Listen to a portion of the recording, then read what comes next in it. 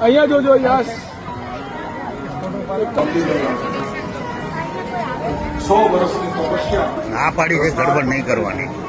પણ દીકરો થયો. પૂર્વ અવસ્થા એ ભક્તિ, ભક્તિ એ જ્ઞાનની માતા ભક્તિ. એક દિવસ પરમાત્માના પ્રાગટ્યનો સમય થયો. આજે સાધુ સંન્યાસીઓ યોગીઓ સંતોને આનંદ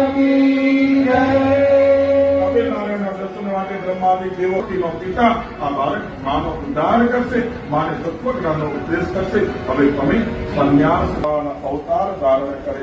કર્દમ અને દેવતુલ્ય તપસ્યા આતુરતાથી ભગવાન તેમને ત્યાં પુત્ર થઈને અવતર્યા.